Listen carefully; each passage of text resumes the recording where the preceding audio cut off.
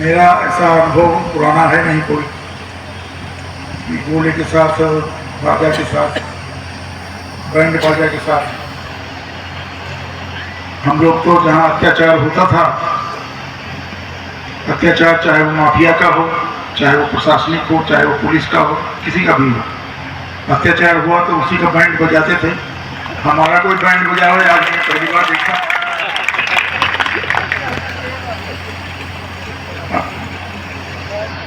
तो अंतःस्थल में जाकर बहुत गहरे डूब कर आपने जो विषय आज दिया है वो वाकई हमको पुनर्विचार करने जैसा है।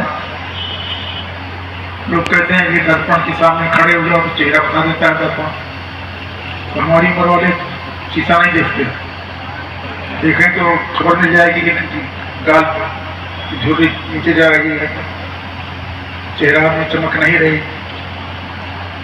वैसे ही अंशुमान जी ने जितनी हमारी प्रशंसा कर दी तो हमको भी शंका होने लगी कि हम भी हैं क्या कुछ तो जैसा बता रहे हैं, लेकिन अभी ये बड़ी बड़ी शंका नहीं है। हमारे साथ बैठते हैं, हमारा आदर करते हैं, श्रद्धा करते हैं, सुख दुख में भागीदार रहते हैं।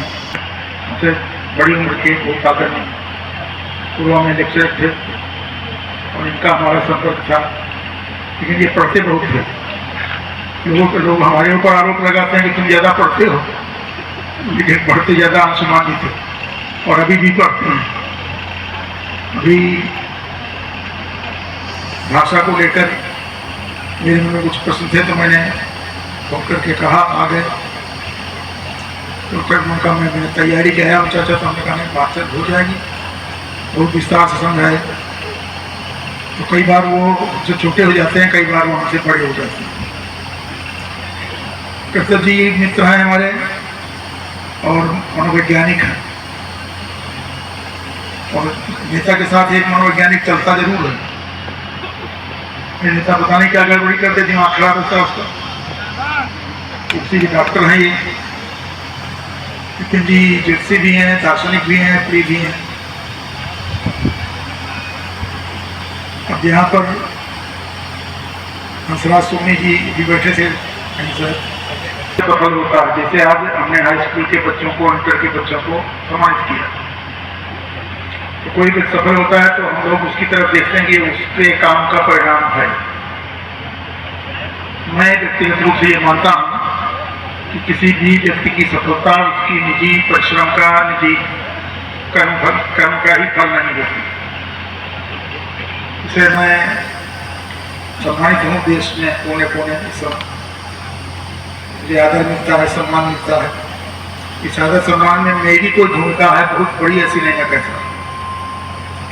हमारे परिजनों की भूमिका, हमारे गांव की भूमिका, समाज की भूमिका, देश की भूमिका, राष्ट्र की भूमिका, संस्कृति और सभ्यता की भूमिका, भारतीय दर्शन की भूमिका, पूर्वजों की भूमिका, ऐसा प्रवाह जब एक जगह इकट्ठा होता है तो कोई नई चीज बनती है। प्रयास करना पड़ता है, दिल दिमाग छोड़ कर रखना पड़ता है। ये जो पद्मश्री मुझे भारत सरकार की तरफ से दिया गया या भिन्न भिन्न अवसरों पर मुझे सम्मानित किया गया, भिन्न भिन्न अवसरों पर ऐसा भी मौका आया, विधानसभा का अध्यक्ष हुआ, ऐसा भी मौका आया जब दुनिया के अन्य देशों में जाना पड़ा। दुनिया के अन्य देशों में जब भी बैठा वहाँ भी पूर्वा की बात चली, और पूर्वा की बात लगातार चला करती है। क्षेत्र के लोगों ने हाथ उठा लिया हमको और इतना प्यार दिया, इतना प्यार दिया कि उसका वर्णन नहीं हो सकता। और यहाँ तो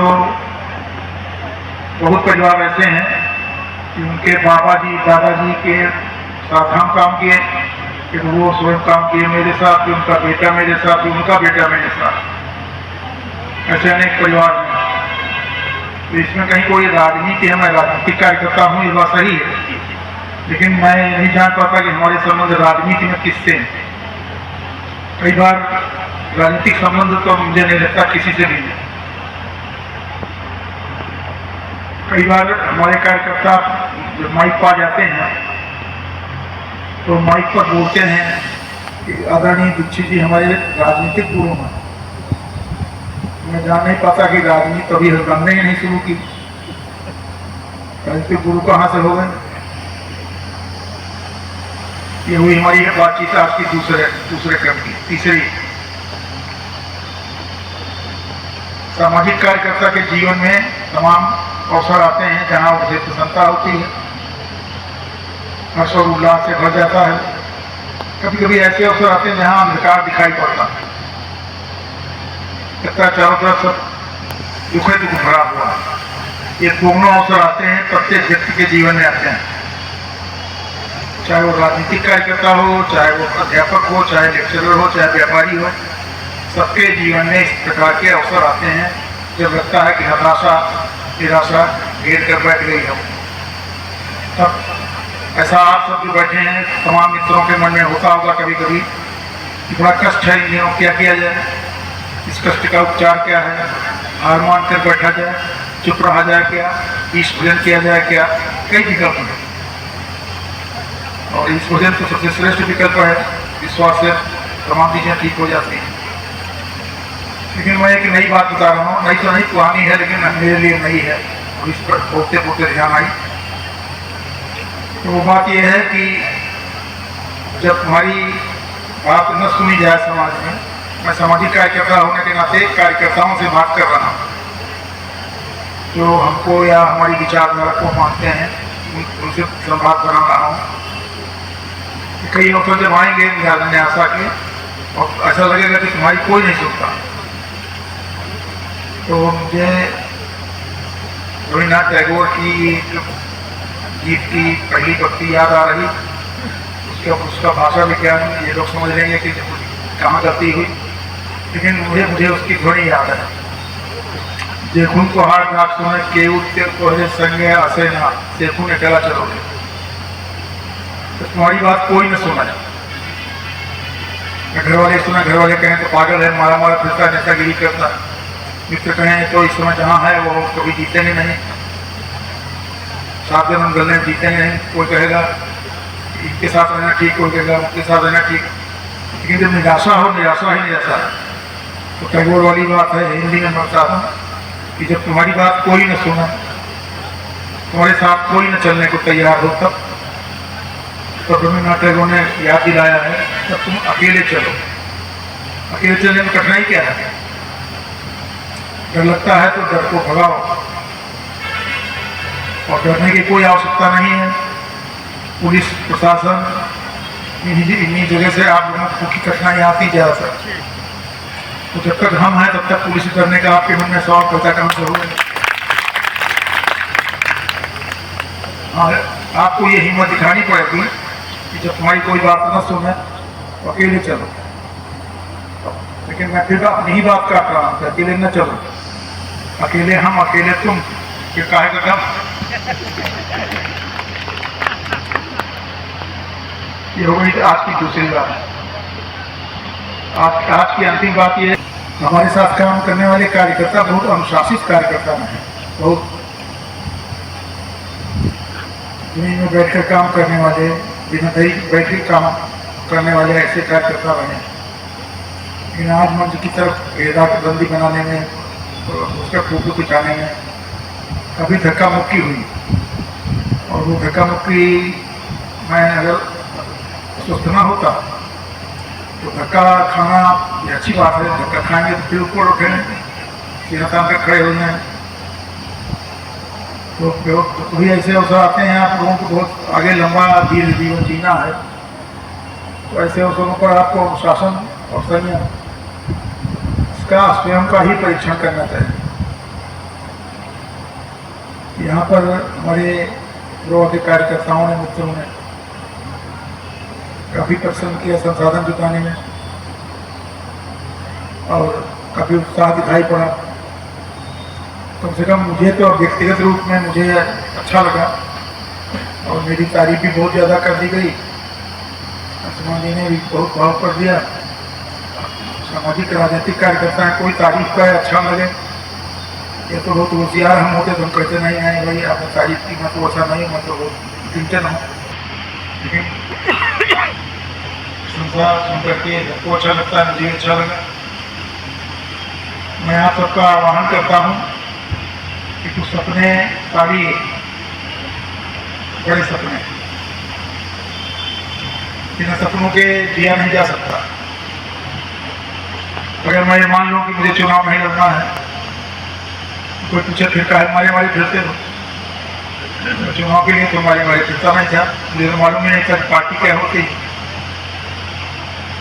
भारतीय जनसंघ में शामिल मैं जब हुआ हूँ उसके पहले मैं नेता हो चुका, बड़ा कार्य करता, कुछ सपने पा लिए। जैसे मैं जब विधायक हुआ दूसरी या तीसरी बार,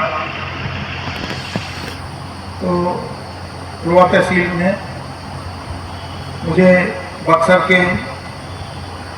के पास ऊंच गांव के कुछ लोग मिले।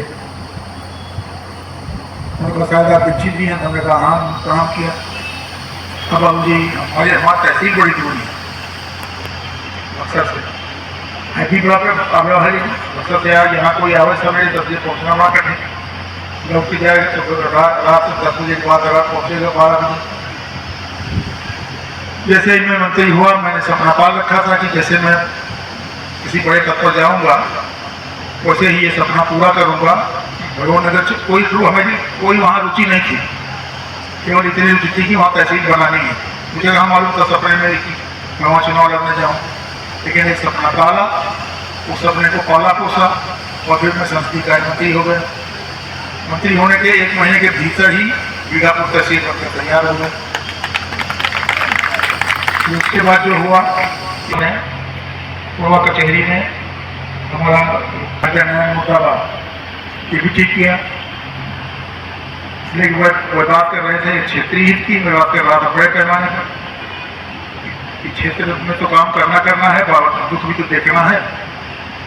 कोई सपना पालिए, तो कोई सपना ना हो तो ये पालिए कि पूर्वा को जिला बनाया जाए, और पूर्वा को जिला बनाने के साथ गांव की सूची बनाई। ये इतने गांव इस जिले में रहेंगे, इतने परगने रहेंगे, इतने ब्लॉक रहेंगे, इतना।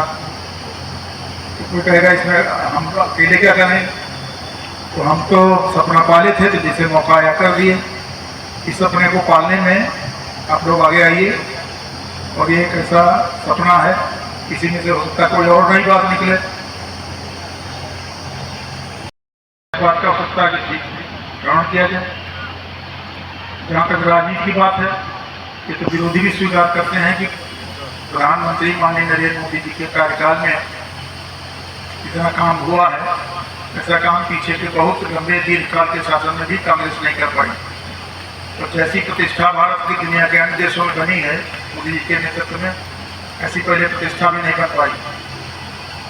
तो इसको लेकर स्वाभाविक ही जो भाजपा में है उनको अच्छा लगता है, ये जो भाजपा में नहीं है तो भी अकेले मिलकर बताते हैं नहीं, मोदी जी के नेतृत्व में वाकई भारत की विश्व प्रतिष्ठा बढ़ी बताना चाहता हूँ।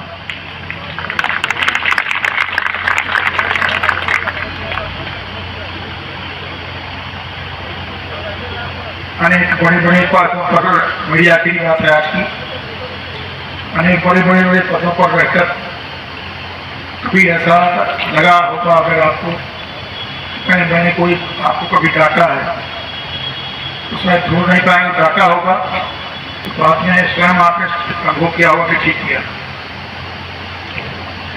असाधारण होना कोई बड़ा काम नहीं है,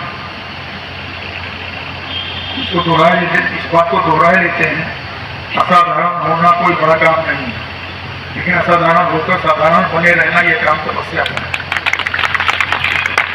मंत्री हो गया तो पीछे गाड़ियां चलने लगे, जिन पुलिस वालों से लड़ाई होती थी वो सैनिक करने लगे, जो थानेदार करता था वो तीसरा करने लगा, लेकिन दिमाग खराब हो जाता। ये सब देखकर खड़ा नहीं हुआ, विधानसभा का अध्यक्ष हुआ, बहुत बड़ा पद था, बहुत बड़ा पद होता है विधानसभा का अध्यक्ष, लेकिन साधारण होना बहुत कठिन नहीं। महात्मा जी ने खूब परिश्रम किया, बहुत मेहनत की, बहुत पढ़ाई की, बहुत योग्य है। विपिन जी बहुत पढ़े हैं, संस्कृत के विद्यार्थी, डॉक्टर साहब योग्य लोग बैठे हैं सामने, तो हम बैठे हैं ऐसे कार्यकर्ता जो PhD हैं। और छोटे बड़े रहने में आनंदित अनुभव करना, साधारण बड़े रहना ये कठिन काम हमने प्रयास किया है। आप सब लोग भी प्रयास करें तो अच्छा रहेगा। नहीं तो कोई मंडल अध्यक्ष हो जाता है तो इसी में क्या मंडल अध्यक्ष कोई कांग्रेस कमेटी का जिला मंत्री हो जाता है तो कहता है नहीं हमको बड़े नेता हो गए। और ये हमारे देश की प्रकृति भी है, इसीलिए हमारे देश में त्याग को ज्यादा सम्मान देता रहा है। और हमको आपको जो काल्पनिक चित्र दिखाई पड़ते हैं पूर्वजों के, ऋषियों के, महात्माओं के, तो आप देखिए उसमें जो बड़े त्यागी प्रत्यक्ष दिखाई पड़ते हैं। त्याग हमारे यहाँ एक जीवन मूल्य रहा। मैं गला खराब है तो बोलने मुझे असुविधा हो रही है।